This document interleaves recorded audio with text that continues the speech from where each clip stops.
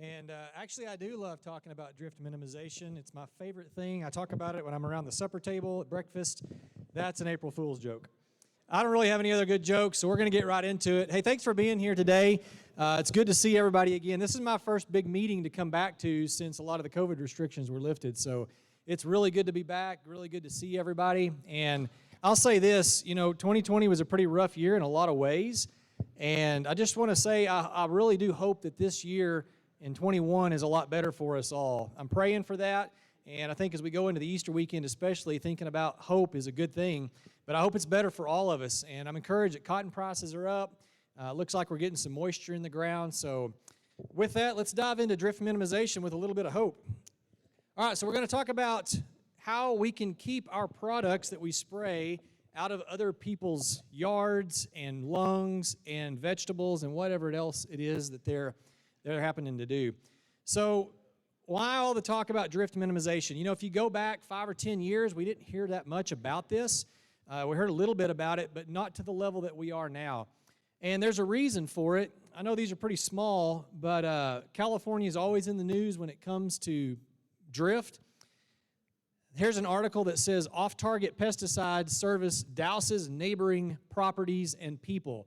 Douses them, okay? And there's another one down here. EPA's faced quite a few lawsuits recently, and here's one that says EPA faces lawsuits over dicamba, glyphosate, and pesticide exclusion zones. So it's making the news, and when I have to ask myself, why are we hearing so much about this, I have to think about snakes. So I was out in my field this past summer. I opened up a drip box, and these two unfriendly friends were sitting down there. They scared the living, out of me. I was pretty scared because I didn't expect them to be there. I kindly removed them and let them go on about their business. But it wasn't too much later in the summer that I was working on my pivot. I was working on the fertilizer pump. I needed some pliers, so I walked around to my pickup near the tailgate. I got my pliers, and I was kind of looking down, thinking about what I needed to do, and I walked up on this butte. And that was a 6-foot-long bull snake, and I didn't know it was a bull snake at the time because all I saw was the head. And I mean, again, I was scared good. I don't like snakes at all, and this thing scared me good. And I bring snakes up to say, in both of these cases, there was something in a place that I didn't want it and I didn't expect it to be, and I reacted emotionally. See the connection? That's what's going on, is that there's products that we apply or that other people around the country apply, and it's ending up in places where people don't want them and don't expect them, and they're reacting emotionally, just like I do towards snakes. So that's what's going on, and I like to think about it when I think of drift, I think in terms of trespassing. People see that in terms of, hey, you are now trespassing onto my property, my body, my whatever, and I don't want that. And so now we're seeing groups come together and start to fight this. That's why this is happening. I'm not saying whether it's right or wrong. I'm just saying that's why this is happening. And I think we can do something about it. This is the good thing, and that brings me a little hope. So let's talk about pesticide spray drift. Here's some examples. You've probably seen these before. And we're going to talk about the same things we've talked about in years past, and that is nozzles, wind speed, boom height, and then what they're calling sensitive crops, buffer zones, that sort of a deal. So a number of years ago, how to minimize drift was still a little bit undefined. There were some general ideas out there, but this list was 6 or 8 long. Really, EPA, companies, everybody involved in the industry now has narrowed it down to these 4 things, that if you can tackle these 4 things, then you can really help to minimize drift. So we're going to focus on them. So nozzles, let's get into nozzles.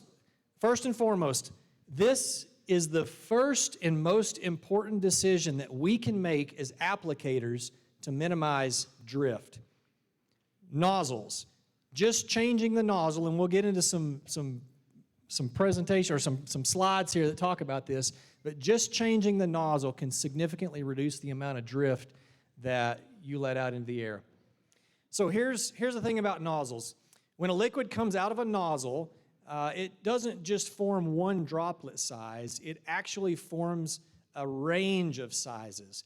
And the droplet size, how big that little droplet of water is that comes out of the nozzle, is measured in microns. And just as some examples here, a human hair is about 100 microns in diameter, staple is about 500, and a paper clip is about 850. Those are real important numbers to kind of keep in your mind, especially this human hair one, because when we get into what we call driftable fines, that's the nozzle, or that's the droplets that are really, really small that tend to float through the air and drift a long way. We're talking about droplets that are around that range or lower, okay? And again, remember, all nozzles are going to produce a range of sizes. So whatever nozzle you produce, you're going to have some droplets that come out of that are small and some of them that are larger. And then there's kind of a midpoint where we can talk about what's kind of the general average size of the droplet coming out of that nozzle. So this is called a spray droplet distribution. So what they'll do is they'll actually take a nozzle in a lab. It's pretty cool. They put it in these little plexiglass boxes, and then they shine a laser through the spray pattern. And that laser, they can actually count the number of droplets and the size of droplet that is reflected back off that laser. So they can measure this, and they can say, you spray out 10 gallons, and of that 10 gallons, you get most of the droplets that are around 300 microns, and then some are larger, some are smaller. Or if you change nozzles, you can shift that over to where most of your droplets, are a different size. Remember, when we're talking about drift, we're trying to minimize the amount of droplets that come out that are around that 150 microns and below. Those are the ones that when they come out of the nozzle, they tend to drift real bad. And a great way to think about that is a ping pong ball versus a basketball. Okay, if you take a ping pong ball, it's real light, right? If you drop it from a certain height in a fan or in a wind, it's not going to land straight down, whereas a basketball will come straight down because the wind won't affect it as much. It's heavier. Same thing with droplets. There's a standard, and this keeps getting updated every year. We're on version 3 of this standard now of how you classify nozzles. And they do it in a real complicated way. Used to, they would do it in what they called a volume mean diameter. That's still kind of around, but not so much anymore, and I'm not going to get into the science of how they classify it. The point is that when we're talking about minimizing drift, we want to talk about nozzles that are in that coarse to ultra-coarse category. Now, I'll bring this up here. Some applications, we may not want to use a nozzle that's coarse to ultra-coarse. If we're not worried about drift, and say we're using a contact herbicide, or we're using an insecticide that's also contact and we need to get it on that insect, we may want to use a nozzle that is more toward this medium or fine category. The reason is because you want those small droplets to make contact with the leaf or the insect or whatever. But when we talk about minimizing drift, we really want to make sure that the droplets coming out of those nozzles are larger. So that's how they classify these, and what they're going to, you'll see this on label language, use a coarse to ultra-coarse nozzle. Okay, a little nozzle science. We've done this before. We're going to do it again because it's the funnest thing I can possibly think of. Flat fan nozzles, these are the old nozzles we used to use all the time. Sometimes we still do, and it's literally a piece of plastic or a piece of metal with a hole in it. And so whenever liquid comes out of this, it forms a spray pattern. And the neat thing about these nozzles is that at lower pressures, you get larger drops. At higher pressures, you get smaller drops. And you've seen this before, right? You turn that pressure up to 80 psi, and you've basically made a fog. And man, you can kill some aphids that way. It's really good. But you turn that pressure down, and you're going to get larger drops. And if you'll take any nozzle manufacturer will have charts like this usually, and they'll tell you at that certain pressure that you're interested in spraying, what does your nozzle produce? Coarse, medium, or fine droplets? And they'll measure them that way. So again, you can see here as you increase the pressure, then you get more fine droplets.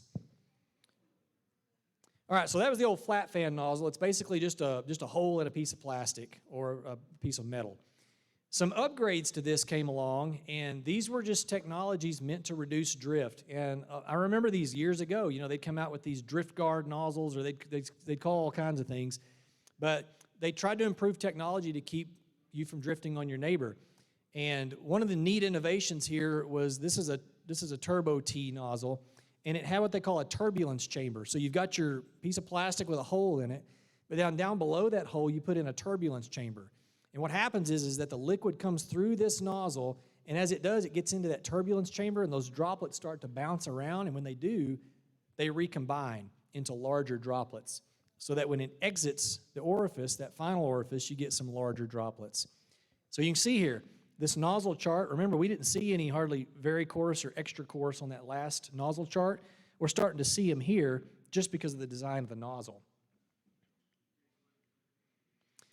Another technology, and we're starting to see a lot of these nozzles now. I think John Deere uses this. You may have to correct me on that. And then I know Wilger, Hypro, I think Greenleaf makes some nozzles like this. And they go by a lot of different names, but the basic science behind it is that there's a pre-orifice. So remember, the hole, a piece of plastic or a piece of metal with a hole in it, this has a hole, but then there's basically a turbulence chamber before you get to the main body of the nozzle. It's not quite a turbulence chamber, but it acts that way. And again, it just recombines all those small droplets into larger droplets. And again, here you can see on these charts, we're now getting some coarse droplet sizes, extra coarse. A lot of these nozzles are actually approved for some of the dicamba and 2,4-D applications that we are making in our cotton. So they've really fine-tuned the technology so that whenever you spray with these at the right pressures, you're getting some pretty coarse droplets come out. Air induction nozzles, this is just another technology, and this is kind of a fun one. I remember the first time I ever used these nozzles, I thought, something's wrong. I mean, it sounds like it's clogged up or something. It didn't sound right because it didn't have that fine, spray. It was more of a kind of a cloggy, like it had a runny nose or something. It was a really interesting sound to me. But sure enough, they sprayed just right, and they had great coverage. These air induction nozzles, all they are, remember there's kind of a pre-orifice technology built into these as well. You get the hole in the piece of plastic, but they bring air into the nozzle, and all that air does is create more turbulence within that chamber. And again, it's that turbulence that causes small drops to recombine, come together, and you get larger droplets coming out. So check out this chart down here. This is a T-jet air induction nozzle. There's no fine or medium droplet classifications at any pressure or with any nozzle. We're already into coarse, very coarse, and extra coarse. So that's good, right? This nozzle's already reduced the amount of drift potential that you could see in your sprayer. Now, kind of combining all these technologies together is the TTI, or the Turbo T induction nozzle. So we have our pre-orifice. There's an air induction hole right here, brings in more turbulence. And then there's a turbulence chamber down there at the bottom, just like on that Turbo T. And the neat thing about these nozzles is that it does not matter the pressure at which you spray, you're producing a similar droplet size spectrum, and it's all extra coarse. And if you've used these nozzles before, you know, like you can see those droplets coming out. They're big, and they're coming out, and they're going to hit their target, and they're not going to drift. They're actually going to come straight out and probably hit the ground or hit the plant that you're trying to spray. So these are great nozzles, especially for a lot of those auxin type applications that we have to make today. Okay, so that's basic nozzle technology, and here's really where the rubber meets the road. It's these driftable fines. And so again, this is that nozzle size or that droplet size spectrum where you can chart out where are those droplets, like what size are they and how many of them are there. And remember, what we're trying to avoid is this area down below 150 microns. These things drift for miles sometimes. So we're going to look at this chart. This red line right here, this red peak line, is this flat fan nozzle. Now, imagine a scenario where you're going to go spray a field, and you're going to spray out 1,000 gallons worth of solution. Yeah, you got 1,000 gallons. What percentage of that, how many gallons of that 1,000 gallons is going to end up being a driftable fine if you use a flat fan nozzle? It's 35%. So 350 gallons worth of that solution is small enough that it can drift really easily in the wind. It's just an interesting way to think about it.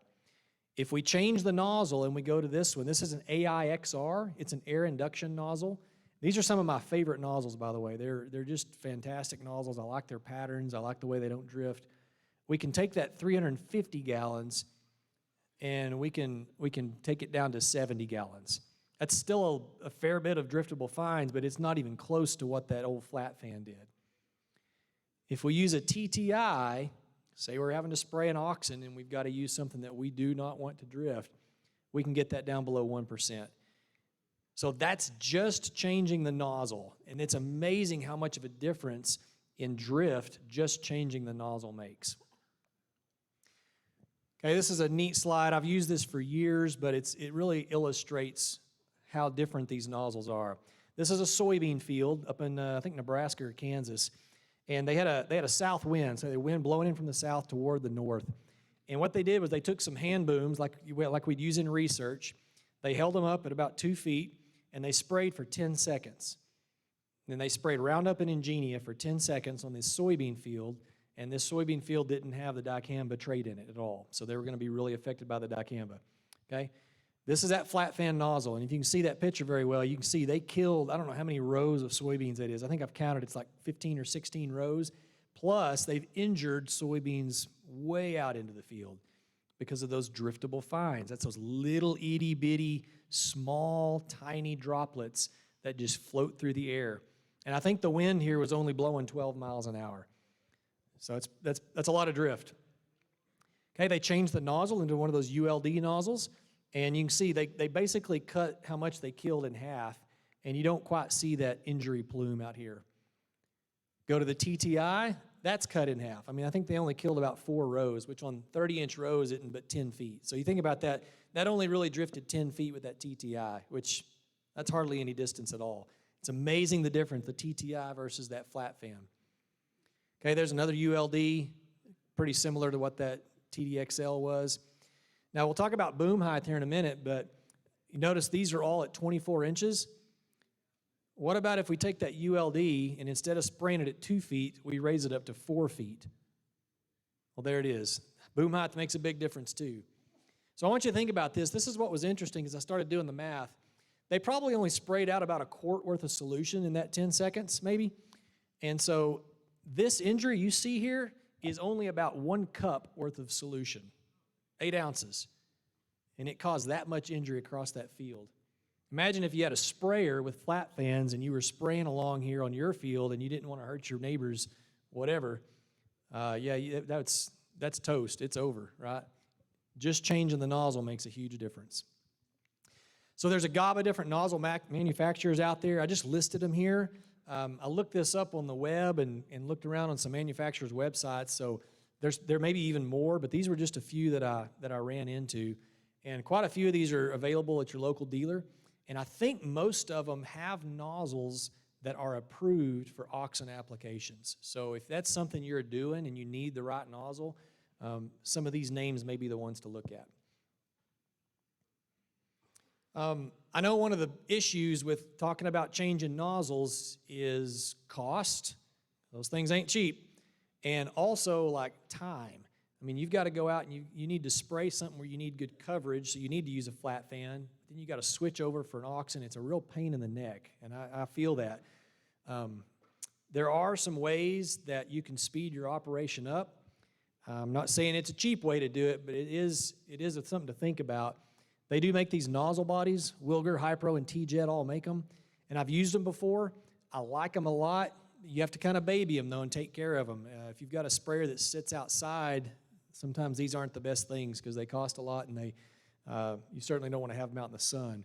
But if you're doing things quick and you need to keep things moving, to me, I think this is a really great way to do it if you can keep your equipment in good shape, keep it cleaned out. I think John Deere ExactApply has a nozzle selector if you use that system.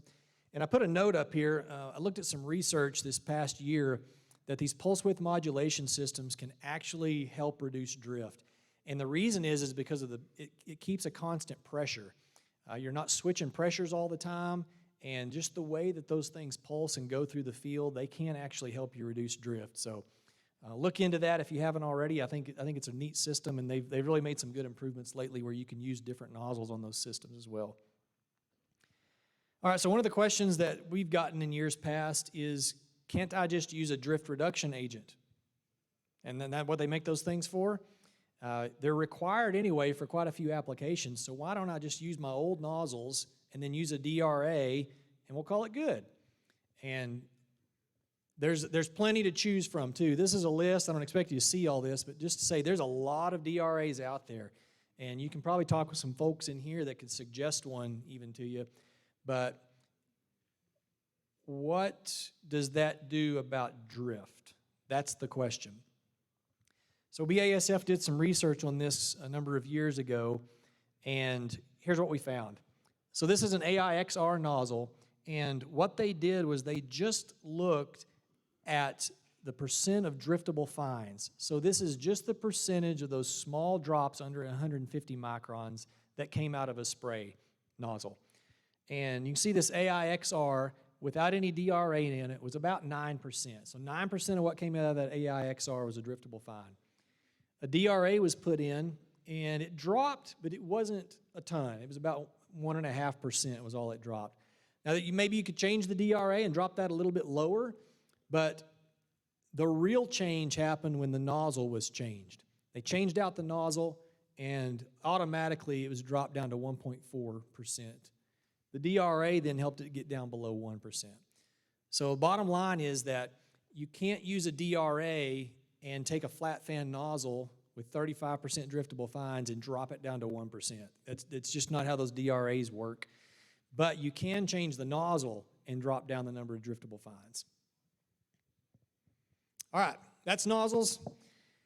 Wind speed. Now, I've updated this section because there's some really neat technologies out there now to be able to measure and record wind speed. So I want to talk about that.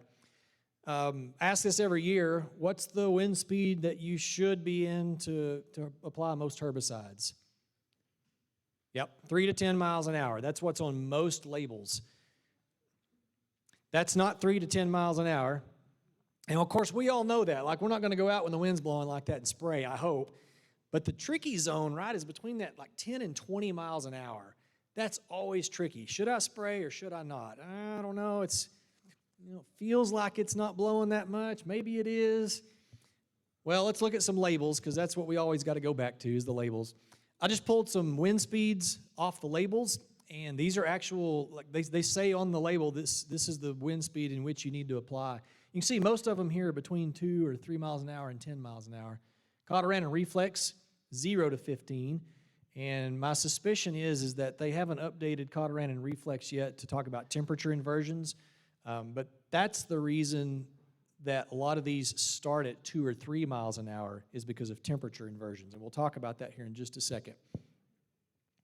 But, I mean, bottom line is this is very intuitive. You know that if the wind's blowing, you're going to drift more.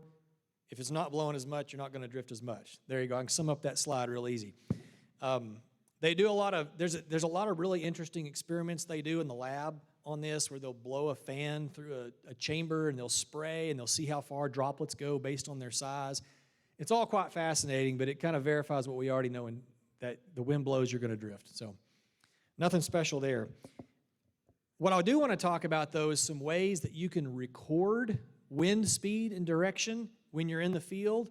And that is a requirement on all of our applications. We have to record that.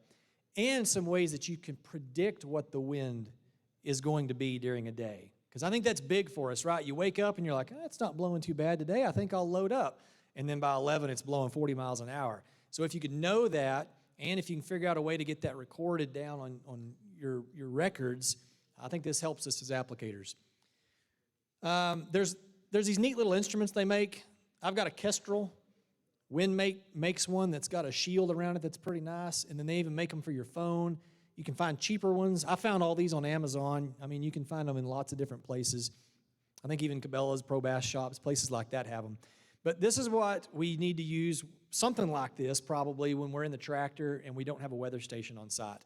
Man, I keep one of these in my tractor, and when I'm getting ready to apply, I literally poke my head out the window. I do this, make sure the wind's blowing at it, and then I can record speed and direction, write it down, and off I go. It's great. So if you've got a situation where you don't have a weather station on site, a cheap little one of these may be really worth the investment. I think there's some neat situations where you've got a field that maybe is close to your house, or you've got some capabilities to be able to get a Wi-Fi connection out there, maybe even a cellular connections. And there's some neat weather stations out there that aren't too awful expensive that you can also use to record wind speed. I don't know, $300 is kind of getting up there for me, but if you're in a situation where maybe you've got multiple fields and you could use something like that. I think these are great ways to be able to record wind speed. TDA doesn't care how you get the wind speed recorded. You just got to be within a certain distance of your field, and it's got to be accurate. Okay, so if they go back and check weather records and they're like, that's funny, you said it was blowing 5 miles an hour and it looked like it was blowing 40 according to the Mesonet, then you got some explaining to do. So these things can really save your bacon. A lot of irrigation companies, and I should have put some drip stuff on here, apologies to Eco and Diversity D, but they also have systems that you can put on weather-wise. You can put on your pivot, you can put on your drip system, and you can actually record weather right there on site. I think Valley makes this AgSense weather station, and then Lindsay makes a GrowSmart. So either one of these are really good ways to, if you're already controlling your pivot, sometimes installing a weather station on there is not too much more of a cost. Again, especially if you've got multiple fields in an area, sometimes these can be worth the investment if you just need to know some weather. Now, that's how you record data on site. What do you do if you need to predict the weather? There's a lot of apps out there. One of them I did not include is one called Windy, W-I-N-D-Y, Windy, and it's a pretty neat app that can give you predictive analysis on what the wind speed's going to be. That's really all they do is they predict wind speed. They do it for boats and stuff mostly, but they've brought it in country too, so you can predict it on land. But I didn't include that here, but it's another one you can use. And West Texas Mesonet's a really good one. It'll give you instant data, and they've got a really nice app as well that you can pull up maps and things on. So if you kind of need to know the general lay of the land, the general feel of the day, and you need to know some instant weather across the Texas Panhandle, the Mesonet's got a really good website where they've got instant data, and you can tell if there's a freeze, you can tell if the wind's blowing, all sorts of stuff. Another really neat innovation that some companies have come up with, and this was the most recent, so apologies if companies have come up with some other ones that I didn't know about. Let me know, and I can include it on next year's presentation for sure. But Bayer has what they call the Roundup Ready Extend app. And this is a pretty neat app. You can download it, and you can pinpoint where your fields are. And what it'll do is it'll give you a weather forecast for that site, but it'll do it in a way that kind of centers around spraying. So it'll talk mostly about wind. It'll talk some about temperature inversion and whether it's a good day or a bad day to spray. A really neat app. You can take a lot of data in this thing as well, and I think you can even keep your records in there if I'm not mistaken. BASF's got the Ingenious Spray Tool. I don't think this is an app yet, but it is something on your computer. So if you're at home wondering if you should spray, you can look at this. It'll give you time along the side, and it'll even give you like a little red light, green light out there to say, is it a good time or a bad time to spray, at 3 o'clock. Because I feel like a lot of times with applications, that's what I'm running into is, all right, it's going to be good this morning, but when's that wind going to change this afternoon? And if I can know that, at 2 p.m., that's when the wind's going to start kicking up, well, then I can get my day going at that point. So pretty neat apps. Just as a reminder to us all that when we make an application, we do have to record some weather data. We have to do wind direction, wind velocity, and air temperature at the site of application. That's just something TDA requires, and so I just want to point that out because I think sometimes it's easy to forget that we have to record that information. And I'll say this too, record keeping is just going to become more and more important as we go forward, and especially as EPA gets more lawsuits and as they push regulations down to TDA, record keeping is going to be of prime importance. So there's great ways to do a lot of record keeping. Find a way that works for you and go with it. That's what I say. All right, so there you go, wind speed. You got to measure wind speed at 6 feet, wind speed and direction, and then just simply don't spray if the wind's over 10 to 15 miles an hour. That's how you can help reduce drift. We've mentioned temperature inversions, and we'll talk about them just a little bit for a second here. What a temperature inversion is you imagine in a normal scenario, you've got warm air down at the ground, and then there's cool air up higher. So what happens when you make an application is that the droplet enters that warm air, and if it doesn't land on the ground, if it's going to float, it's going to tend to float up, and it'll get out of the way, it'll end up in the atmosphere dispersed, and it's not going to drift. In a temperature inversion, the air is reversed.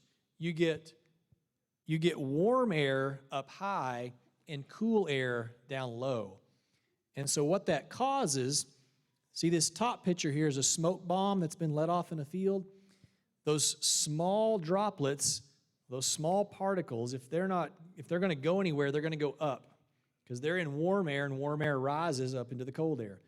In a temperature inversion, though, this bottom picture shows what happens, where those particles or droplets, if they're in warm air and they don't have anywhere to go up, they're going to go sideways. And I showed a video about this before. It's really interesting. I mean, they spray in a temperature inversion, and literally those particles will just float. And if you get a little bit of a 1 mile an hour wind, they'll just keep floating right over into the neighbor's field. So that's a temperature inversion.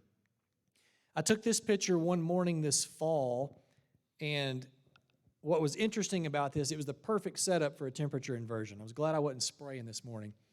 But see about where this tower's at? I was driving from around here, and all I did was drive down a dusty road to where I took this picture. And I drove around, and I stopped, and I looked back, and I thought, good gravy, look at all that dust. And I sat there and watched it, and all it did was just float in the air, and it kept going sideways, kept going horizontal. It finally got out about halfway into this wheat field right here. I mean, it was incredible how far that dust traveled just because it was a temperature inversion. So that's why a lot of this label language is starting to say, don't spray, in the morning or in the evening. They want to avoid those times because this is what happens is we spray, and then all that stuff just floats, and then it floats, and then it floats over to our neighbor. We don't want that. All right, boom height. We mentioned this earlier. So this is all pretty intuitive, but there's some interesting and fun science behind it. The way a nozzle is made is that if you were to take a nozzle and just spray it straight down, and you were to line up some cups where that pattern is, you'd get something that looks a lot like this. Those middle cups would fill up pretty much all the same amount, but then as you get down toward the edges, those cups wouldn't fill up as much. And that's just the way a spray pattern is. You get more coming out the middle and less on the edges. And so what they do, manufacturers do, is they take your boom and they put these nozzle bodies and they place them a certain distance apart so that those patterns overlap. And when those patterns overlap on the ends, you get a full pattern all the way across the boom. That way you're applying the same amount from end to end. They actually have to then take those nozzles and they have to angle them a little bit. That way those two patterns don't hit each other and bounce off, but they actually get laid right down on your plant or your soil or wherever it is. So it's a pretty neat science how they make all this work to get us an actual pattern across the boom that's consistent. The trick of this is that these things are made to spray at a certain height. And if you don't spray at that height, if you're too low, you don't get a consistent pattern across. You'll get some gaps. Same thing if you spray too high. You end up not overlapping those patterns in the right way, and you can, high is not as bad if you go too low, but sometimes high, I've seen it where you can even get some streaks in the field because the pattern doesn't overlap the right way. You can get something that looks like this. I just sprayed some wheat this last week, and I worried about that. I thought, man, I hope I don't get streaks in the field, so we'll see. The goal is 24 inches here. You want to try to be 24 inches above the target. And that seems low, but it's not. These nozzles, if you'll look at them, next time you get your sprayer out, if you got a concrete pad or some soil or something, and you spray it 24 inches, you'll see those things overlap perfectly. It's really amazing, and you get a completely consistent pattern across. So 24 inches is sometimes hard to achieve, and you can see this person here has not achieved that. The interesting thing about this is, I know the picture's small, but look at how much product is in the air. And man, I've sprayed that way, I have to admit, but yeah, that's a lot of product in the air and a lot of product that's probably not hitting its target. We don't want to do that, that's too high. Something more like this is the right height. You say, but Jacob, that seems so low, and it does, I agree, because when I started spraying like 6 feet. I mean, it was up there because you wanted to get it all covered, right? But these nozzles are manufactured to spray at 24 inches, and that's a great height to spray at. That minimizes drift. Again, think about the ping pong ball example. If you drop a ping pong ball, and you got a fan on over here, and you drop that ping pong ball, and it's got to travel 6 feet before it hits the ground, Well, if the fan's on, it's going to end up over there. But if I only have to drop it 2 feet, there's a lot better chance it's going to hit the ground closer to where I dropped it. Same principle goes with sprayers. Okay, buffer zones. But the language around buffer zones has always been confusing. I'm confused by it, and I'm in the industry. But I think EPA and regulatory agencies are starting to dial this in and starting to use common language. But we'll see. So if this changes in the future, many apologies. I didn't do it. So one of the articles I found, it was actually a lawsuit that happened up in the Pacific Northwest that really got my attention focused on buffer zones, was a lawsuit that EPA got, and it's centered around salmon and steelhead in some rivers and lakes up there. And what caught my attention was they talked about these no-spray buffer zones, and EPA was the organization getting sued, and they got sued by a group because of some products that were ending up in rivers and streams, and salmon and steelhead are sensitive to these products. And when I looked at the list, I thought, oh my gosh, this is stuff we use. Malathion, metolachlor, prometrin, this is Caprock, Dual. I don't remember, Malathion's got a ton of different names, but yeah, this is stuff we use here in cotton production. So that caught my attention. If they're talking about litigation and no-spray buffer zones, maybe we need to start paying attention to. So this is, if anything is changing rapidly, this is probably the biggest one. I think they've got nozzle language, wind speed language, all of this, boom height language. I think all that's pretty dialed in, and it has been for a few years. But spray buffer zones, this is rapidly changing, and I think there's a lot of organizations that are going after this in the last few years. So you may start seeing more of this and try to educate ourselves on what it is. So this is paraquat, and as you know, maybe paraquat's been going through the re-registration process. And when Syngenta worked to get re-registration on paraquat, they had to include quite a bit of language that talked about residential area drift buffer. And here's the reason why. Investigation finds airborne pesticides near schools, parks, and homes surrounded by farm fields. And again, these groups do this research. They put out air samplers in residential areas and schools and stuff. And when they find pesticides in the air, then you see articles like this. So what Syngenta's had to do is they've had to say, okay, we'll put some language in there that around residential areas, we're going to put a no-spray buffer for paraquat. And this kind of language is starting to show up more and more. Here's some of Syngenta's early proposals, and you can see the language. We've talked about all this.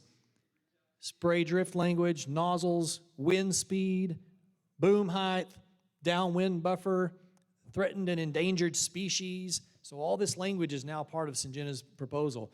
And then, of course, EPA gets sued again over another Syngenta product, unfortunately. But this is happening all over the board. And what it has to do with is this label language. People want stronger label language. Here's the atrazine lawsuit. And you can see right here is this same language we've talked about. Spray drift control, temperature inversion, wind speed, boom and nozzle. And then look at this one. Minimize pesticide drift into non-target areas. So this is that idea of buffer zones. So let's get into buffer zones again. What a buffer zone is, it's an area where you're not supposed to spray. So let's say you've got a field, and it's the size of this building right in here, but there's a crop next to you, or there's a residential area next to you. A lot of this label language is starting to say you have to put a buffer zone of so many feet next to that where you literally do not spray. And that's the idea of a buffer zone. And they're classifying buffer zones based on what the sensitive crop or the residential area or whatever it is. So one of the things they're talking about is a sensitive area. This would be like if there's trees or if there's something kind of wild of nature that's next to you that you could end up harming with our applications. They're called bodies of water, a sensitive area. In these cases, they're saying that if the wind's blowing toward that area, you just have to put in a buffer. Just don't spray, 100 feet or 200 feet from that area. but the wind can still be blowing that direction. It's okay. So this would be like a tree line that's your neighbor's or a national forest or something like that. The other category that they talk about is a sensitive crop or a residential area. We know what a residential area, that's homes. A sensitive crop would be, say, if you've got a cotton field that you're spraying an auxin on, and your neighbor has planted a vegetable garden that they're using for production or something, or if there's a vineyard next to you. This is a sensitive crop where that crop is sensitive to whatever it is you're spraying. So you may be able to go in and spray an insecticide next to your neighbor's vineyard, but you may not be able to spray that herbicide if the wind's blowing that direction. In this case, what they're saying is that if the wind's blowing toward that sensitive area, you're just not supposed to spray at all. Buffer zones, no, it's just don't spray. You have to wait for the wind direction to change. So let me give a couple examples. Maybe this will clear it up. So let's say you've got DT cotton in a field. You've got some Liberty Link cotton to the north, and you've got corn all around, and then there's a tree line right there. Say you've got a north wind. Can you spray? And the answer is of course, because there's corn to the south. This is not a sensitive crop, and so you're okay to spray in that sense. What about when you've got this tree line right here and your neighbor wants to protect that? What about that? In those cases, they're saying you have to put in a downwind spray buffer. You can still spray, but you've got to put in a buffer. Real quickly, I want to note that EPA recently changed label language on the auxin herbicides. This distance has increased to 240 feet. So read those labels carefully this year when you're spraying some of those. Okay, same example here. We got our cotton field, and the wind's blowing now toward our neighbor's Liberty Link cotton. Well, that's a sensitive crop. Can I apply? No. The rules would say no, you can't, because there's a sensitive crop downwind from you. Okay, same thing here. There's a tree line. I've got Liberty Link cotton all around. Does that tree line constitute a buffer? And the answer is no, because I've got a sensitive crop here. I can't spray. And of course, you got this crazy example where you got Liberty Link cotton on both sides of you and the wind's blowing toward the corn. Can you spray? And the answer is probably shouldn't. You might ought to plant a different variety. So you can see this gets really confusing. There's all sorts of rules around sensitive and all this. Feel free to call your county agent. They can help with this. And call your manufacturer as well if you need some help on the language and you're afraid you've got some sensitive areas around you. Good night. I better hurry. All right, endangered species. We're not in an endangered species area, so this may not apply. But if you've got farms down here, say around Andrews or Big Spring, it might. And you're supposed to, if you're in these areas, consult the EPA's Endangered Species Registry. The website's right down there. You're supposed to consult that and make sure that you're not spraying near endangered species. Just as a reminder, if you make these auxin applications, you are supposed to consult a sensitive crop registry or figure out if your neighbors have any sensitive crops. That's in the rules, and that's supposed to be done.